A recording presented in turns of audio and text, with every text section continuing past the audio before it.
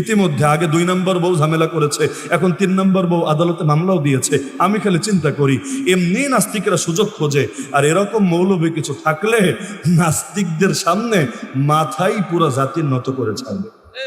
দাদাদের আমলে নানাদের আমলে 2 বিয়া 3 বিয়া এগুলো খুব একটা আহামরি ব্যাপার ছিল না, অনেকেই করেছে। কিন্তু এই জামানায় এই ব্যাপারটা নিয়ে রীতিমতো 3য় বিশ্বযুদ্ধ শুরু হওয়ার পরিস্থিতি তৈরি হয়েছে। এখন যারা একাধিক বিয়ে করে আল্লাহ মাফ করুক, অধিকাংশ জাহান্নামে যাবে। বলবেন এত বড় কথা কিভাবে বললেন? কিভাবে বললাম জানেন? একাধিক বিয়ে করলে 2 বউর মধ্যে ইনসাফ করা ফরজ নাকি সুন্নত? জানেন না আপনারা? ফরজ নাকি সুন্নত? বাংলাদেশে কি হয়, হয়তো প্রথম বউয়ের চাপে দ্বিতীয়টারে ছাড়ে, ধরে দ্বিতীয়টার প্রেমে হাবুডুবু খেয়ে প্রথমটারে পুরাই আর জিন্দগি তেজপাতা বানায় ছাড়ে। এই 2টাই তো বেশি হয় সমাজে, তাই না? যার হাতে গোনা কিছু মানুষ আছে, হাতে গোনা কিছু মানুষ যারা উভয়ের মধ্যে ইনসাফ করে। আশরাফ আলী থানভী রাহমাতুল্লাহির নাম শুনেছেন? তার খানকা শরীফের মধ্যে আলাদা পাল্লা ছিল, দাড়ি পাল্লা, কারণ 2টা বিয়ে করেছিলেন। আর তিনি সবাইরে পরামর্শ দিতেন, ভাই রে ভাই, আমি একা শিকার, আর তোমরা কেউ এই কাজটা করো না। কেন? ওই পাল্লা দিয়ে মাইপা সবার হক আদায় করতেন। তারপরও তিনি বলতেন, হায় রে, এই ইনসাফ এটা মনে হয় আমার দ্বারা ঠিকভাবে রক্ষিত হচ্ছে না।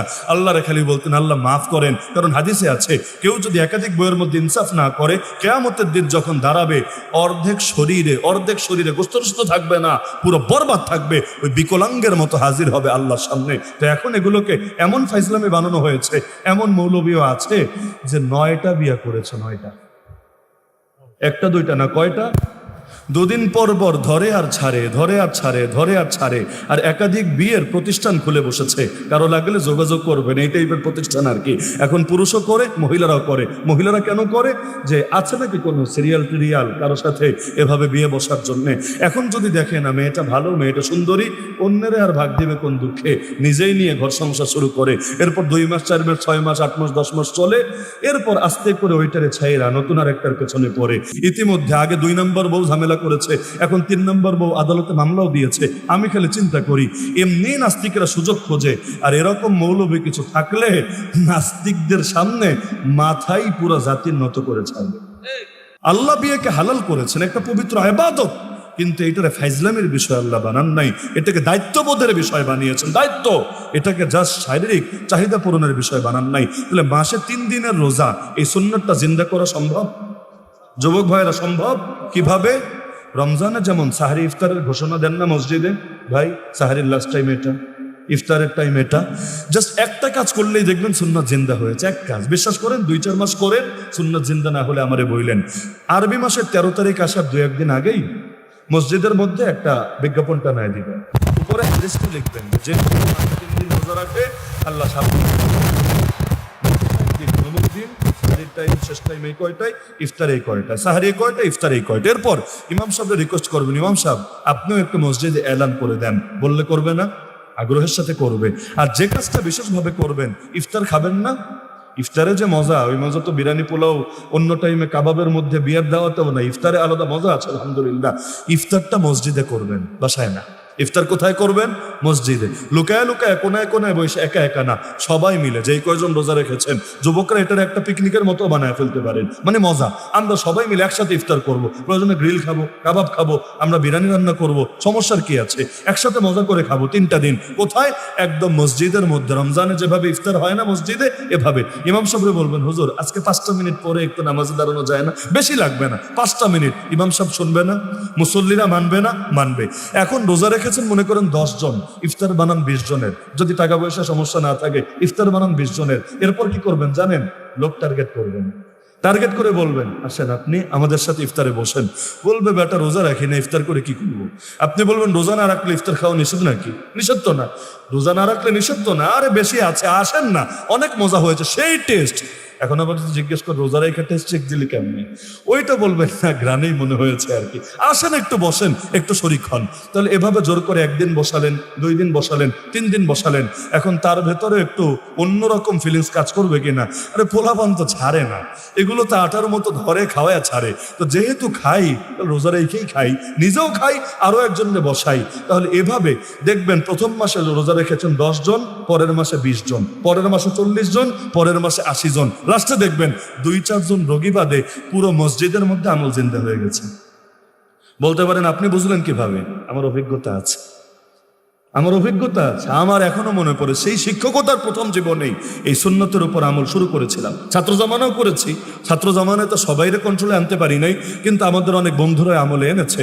কিন্তু শিক্ষক জামানায় যখন এটা শুরু করলাম এভাবে কৌশলের সাথে, এমন টাইমও গিয়েছে মাদ্রাসায় একটা ছাত্র, একটা উস্তাদ বাকি ছিল না, সকলেই আগ্রহের সাথে মাসিক তো রেখেছে আমি বলা ছাড়াই সাপ্তাহিক যে রোজা সোমবার বৃহস্পতিবার, ওই আমলও অত শুরু হয়েছে, কারণ মজা পেয়ে গিয়েছে।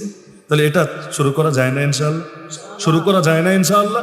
এই রোজার বরকত দেখবেন ইনশাআল্লাহ। রোজাকে নবী বলেছেন ঢাল, ঢাল ঢাল দিয়ে কি হয়? দুশ্মনের আঘাত থেকে রক্ষা পাওয়া যায়। তাহলে যার রোজা থাকে, নফস আর শয়তান যতই চাক তারে কোপাতে পারে না, তার হাতে ঢাল থাকে। তাহলে এই সুন্নাতটা আপনারা জিন্দা করে ফেলবেন ইনশাআল্লাহ। সর্বশেষ পরামর্শ যুবকদের উপরে, প্রত্যেকে এক একটা মেসওয়াক কিনে ফেলবেন। কেনার পয়সা না থাকলে গাছের ডাল ভেঙে মেসওয়াক শুরু করে দিবেন, গোপনে গোপনে না, মসজিদের ঘাটে এসে উজুখানে এসে প্রকাশ্যে মেসওয়াক করতে থাকবেন, যাতে আপনাদেরকে দেখে মুরব্বীরা উৎসাহিত হয়। সম্ভব না ইনশাআল্লাহ? আরে যুবক চাইলে বহুত কিছু পরিবর্তন হবে। যুবক যদি দাড়ি রাখে, আর আব্বা চিন্তা করবে, হায় রে আমার পোলাই দাড়ি রাখছে, এখন আমি যদি বাইরে ওর পাশে গিয়া দাঁড়াই, যে চেনে না সে তো আমারে উল্টা ওর ছোট ভাই মনে করবে। অনেকে আছে এরকম, উল্টা ছোট ভাই মনে করবে। তখন কিন্তু নিজের প্রেস্টিজ, নিজের সম্মান বাঁচানোর জন্যই বলবে না আমিও দাঁড়িয়ে রেখে দিই আলহামদুলিল্লাহ। বাপরে বলা লাগবে না, দাওয়াত দেওয়া লাগবে না, আপনি ঠিক হলে দেখবেন অটোমেটিক ঠিক হয়ে গেছে আলহামদুলিল্লাহ। ভাইদের থেকে কয়েকটা আশা আমি করতে পারি তো ইনশাআল্লাহ, পারি তো ইনশাআল্লাহ। আর একদম সর্বশেষ পয়েন্ট, সেটা হলো যুবকরা প্রতিদিন একটা টাইম একত্রিত হবেন, যে কোনো টাইম, ফজরের পর হোক, মাগরিবের পর হোক, এশার পর হোক, বসে প্রথমে একটু তালিম করে নেবেন, সামান্য তালিম।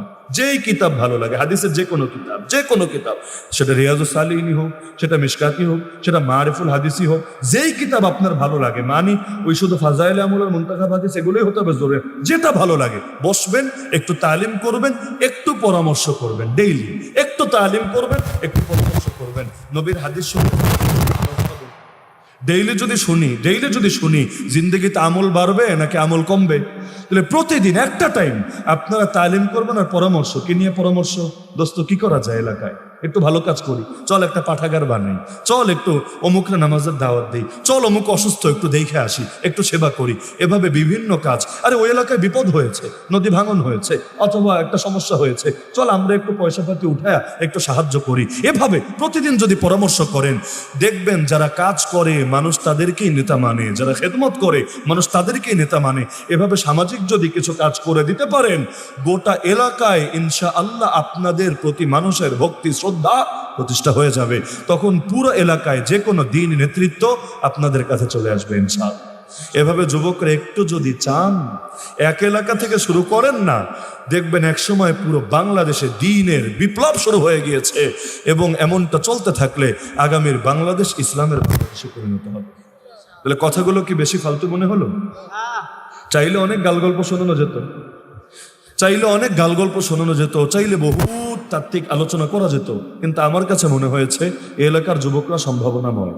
আপনারা বিশ্বাস করেন কিনা? এই এলাকার যুবকরা আসলেই সম্ভাবনাময়। আল্লাহ যদি কবুল করেন আর তারাও যদি চেষ্টা জারি রাখে, এদের হাত ধরে ব্যাপক পরিবর্তন আসবে ইনশাআল্লাহ। এমনি 2500 পরিবর্তন এসেছে, আগের দিন তো আর নাই, নাকি আছে? ব্যাপক পরিবর্তন এসেছে। 2500 তো আগে নাম শুনলে অনেকে ডরাইতো।